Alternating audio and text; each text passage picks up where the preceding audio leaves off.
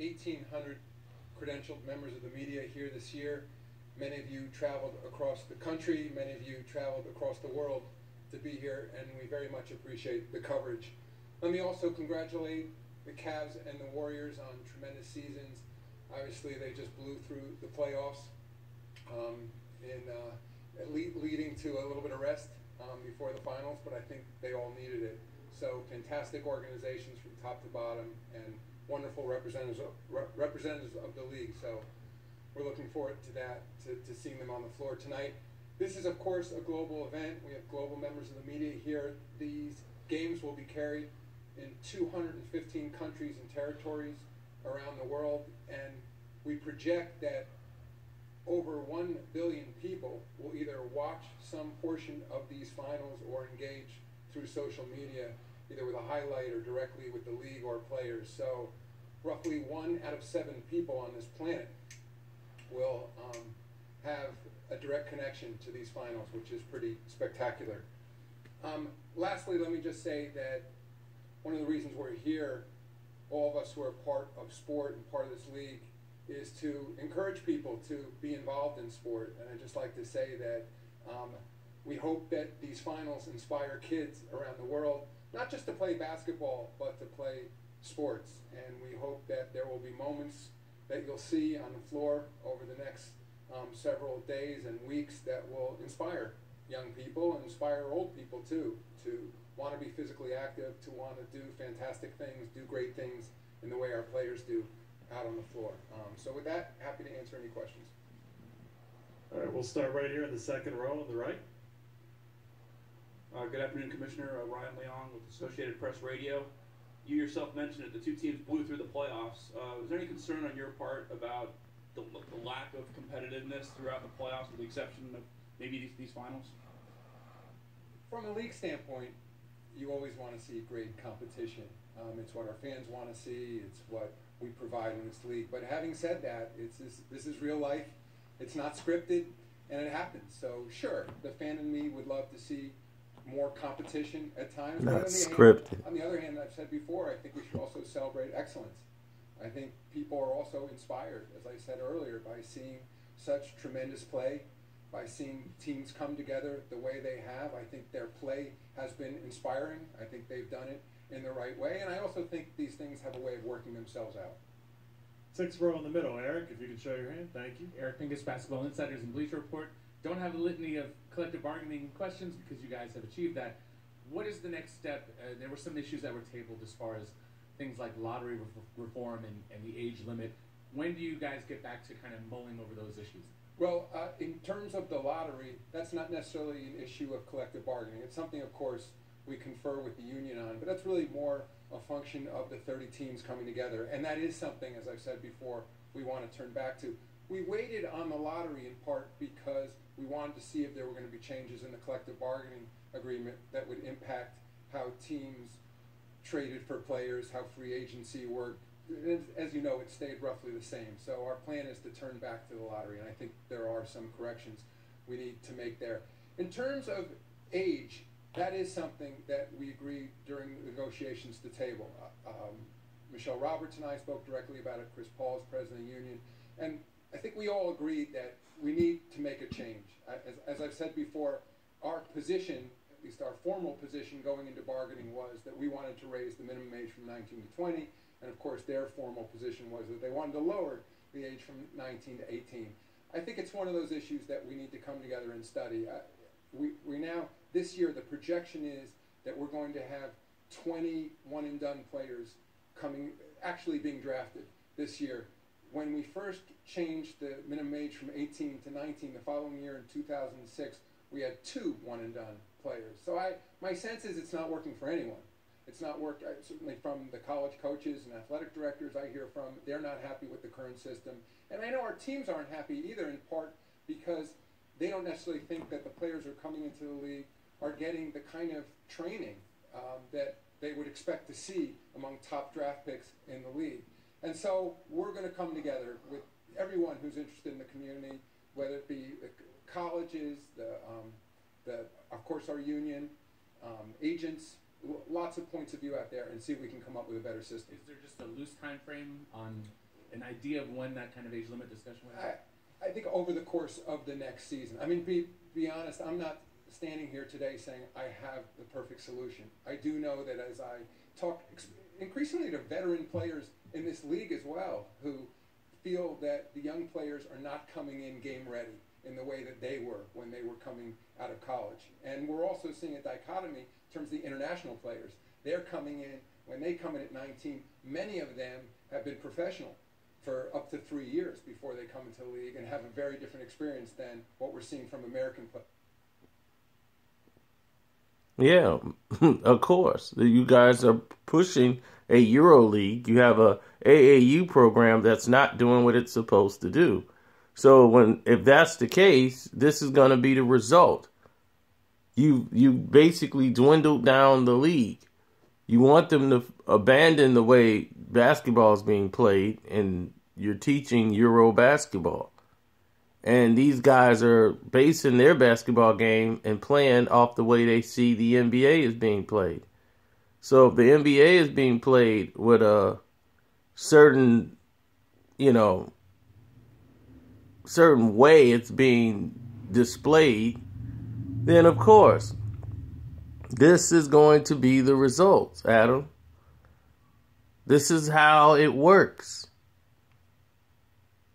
So I don't want to make this a major issue or anything like that, but you're seeing they're touching on subjects that they know the league is facing right now. They know this is a major problem for the league. Question about the league's role.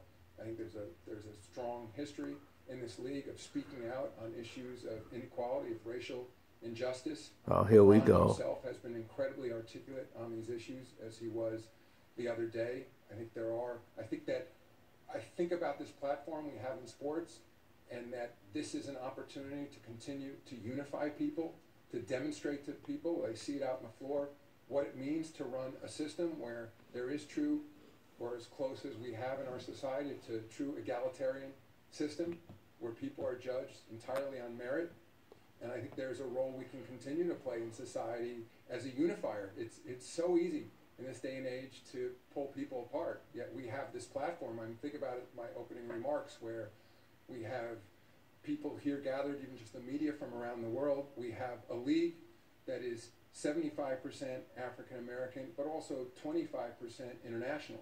So it's a true melting pot. You have people coming together from all walks of life, from around the world, all playing for together on the floor under a common. So you got no white people from America? We're going to redouble our efforts, I think, in working directly with our players association, and speaking out on these types of issues. Ninth row in the back, Kevin, you can show your hand. Kevin? Hey, Kevin Arnovitz, ESPN. Regarding the All-Star game, what was the burning immediacy to get to Charlotte? Why not wait for the moratorium in the current legislation to expire in 2020 that prohibits municipalities and localities from passing non-discrimination ordinances? There wasn't a burning issue. The situation we had in Charlotte was that, of course, we had already awarded the All-Star Game for 2018, and it was a function of the years. And at the time, we moved the All-Star Game, we had said to the legislative leaders that we will consider coming back in 2019 if you change the law. Do you feel like the law was changed sufficiently? Well, that's a great question. The law was changed. Sufficient is a tough. The answer is yes. I felt that they made incremental progress, and I felt, in part, related to my response to the last question, that I think there is a role that the league can play in demonstrating what equality looks like to a community. And I think that a new governor came in. He made the request directly to us that if they could make progress with the legislature, would we be willing to bring the game back? I think, to your point, that trying to measure precisely whether it was enough progress, we ultimately felt it was.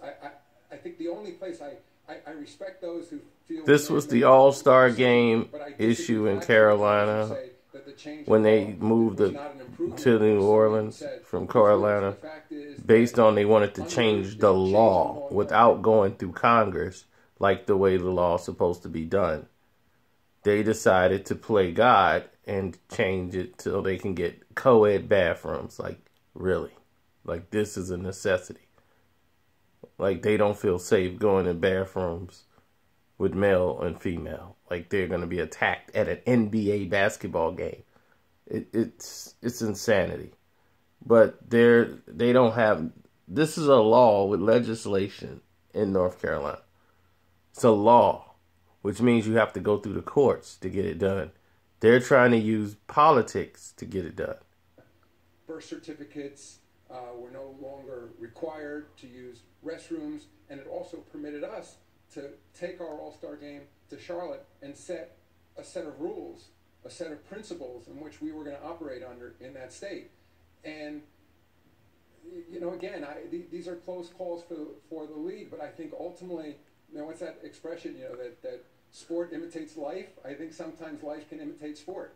And I think that we can be in a position where we go in and say, this is what it looks like to operate in a true, under a set of egalitarian principles. And this is what it looks like to be non-discriminatory, in this case against the LGBTQ community. And my hope is that by setting that example, we can unify people and that the state will follow. Third row on the left, Kevin. Kevin O'Connor with TheRinger.com. Adam, you mentioned how some college players aren't necessarily coming in game ready.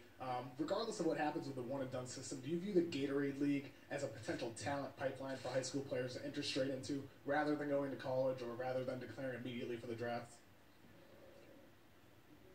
That is something we're going to spend more time looking at. So in terms of the D-League now, the Gatorade League, we added two-way contracts in our last round of collective bargaining. So now, in essence, there will be 60 new NBA positions in the Gatorade League. These 2 slots per team, in which you won't be an NBA player, but you'll be at some elevated role beyond what traditionally the D-League was, and you'll be able to make more money as well, and then be brought up to your team. The goal when we initially did that was not then to try to attract high school players, and in fact, those two-way contracts, you still need to be NBA eligible, which is still 19, in order to get one of those contracts. But that is something that we're going to continue to look at. And the question is whether, right now, you can go into the Gatorade League at 18. We don't promote that. We're not trying to compete against college, and we still think right now going to these great college programs is the better path into the NBA. But again, it's something we have to look at. As I said, when we now have 20 members of a 60-person 2-round draft coming directly from 1 year of college, I think then from a training standpoint, we really got to rethink this process. And as I've said before, I don't think we should just focus on 18 to 19. I think we got to look younger at the whole AAU system. And again, I understand I shouldn't use a broad brush to criticize the entire AAU system, because parts of it are excellent, but also parts of it are very broken. And especially, this relates to injuries in the league. What we're seeing is a rash of injuries among young players. What our orthopedics are telling us is they're seeing wear and tear issues in young players that they didn't used to see until players were much older. We know that these young players, now this is before college, are playing in AAU programs, sometimes 8 and 10 games in a weekend. Of course, Little League has pitch counts. AAU does not have the equivalent. So we got to look at the whole system holistically. That's why the question before about the timeline, I think, you know, Kiki Vanderway, Byron Spruell, our president of league operations, are very focused on it. Kathy Barons, you know, head of our player programs, is looking at it. But we're going to put together a task force of people and spend a lot of time on it. A task force of Second row people. on Oh the my right, God. Stephen Bondi, New York Daily News. Phil Jackson had some comments that got the attention of Michelle Roberts, and she asked for him to be punished. I'm wondering, was that ever something you considered, and what was the reasoning behind whatever decision you made? We did not consider disciplining Phil Jackson for those comments about potentially trading Carmelo. The view of the league is that it's not reciprocal. Players can't trade themselves, trade players. So there's never been a history in this league of fining a team or disciplining a team executive for talking about trading a player. And that's all I have to say on that. What was your take from your conversation with Phil when he brought up and said you guys reached a comfort level? I don't remember his exact words, but he said that he called you about this issue. He and I talk about lots of things. I mean, we did not talk all that specifically about his public comments. Second row in the middle, please. Yeah, Bruce Jenkins from the San Francisco Chronicle. Anything you can share from your chat with Steve Kerr tonight? What I'll share is that I've known Steve for probably close to 25 years, and my heart goes out to him. I think it's as he and I talked about, it puts this all into perspective. I think for those who've dealt with long-term physical ailments or had family members or others, you know, all those cliches are true, that nothing is as important as your health. And I think, as Steve said, this should be one of the great moments of his storied basketball career, and instead he's going to be sitting in the locker room, you know, rather than being out on the floor coaching his team. I think, as all of you know, I mean, he's still intimately involved in game preparation and talking to Coach Brown and talking to his players. But it is just more two friends saying hello to each other.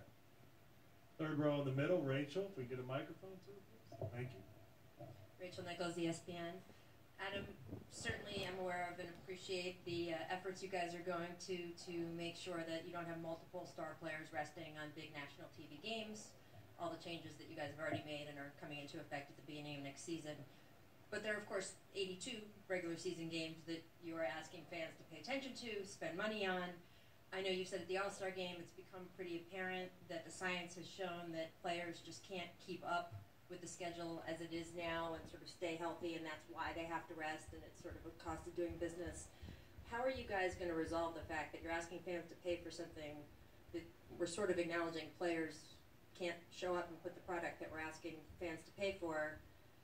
How are you guys talking about expanding the schedule even deeper another month, or reducing games? How are you going to solve that problem? One of the ways we're going to solve the problem is we agreed with the union to add a week to the regular season for next year. So we haven't done that yet. Right. And so same number of games spread out over additional week. So it's what we're learning, I mean, back to your point about the science and the data, is that it's not 82 games, it's not the length of the season, it's the time between the games. And that there's a direct correlation between fatigue and injury on the part of the players. And as you point out, what happened this past season was the resting of multiple starters on the same night. Resting in itself is not a new issue in this league. I mean, part of the difficulty in making the comparisons from our historical seasons is that we didn't used to have a category called DNP, do not play resting. It's only 3 years old on the stat sheet. But when you look back at the actual number of games, just taking all-stars as a sample of players over 30 years, our all-stars are playing just about the same number of games, played just about the same number of games this past season than they did 30 years ago. So I don't think we're out of our fans. And in fact, look, we have a league of 450 of the best players in the world. I think it's always been part of this league, and it's part of every sport, that players rest occasionally. And I'd also say back to those fans that here we are going into the finals with a number 1 seed in the West, number 2 seed in the East, two teams that obviously have tremendous regular seasons, and every player is healthy. And so I don't necessarily think the fan benefits by somehow if the league could require a player who wasn't injured but was banged up to play in a game when the trainers felt that player needed rest. I don't think the fan benefits by requiring that player to play and then that player getting injured. I think what you want to see over the course of a long regular season is a build-up towards teams getting better, teams gelling on the floor, players increasing their skills, and then coming together for a great final. Yeah, let's just baby everybody.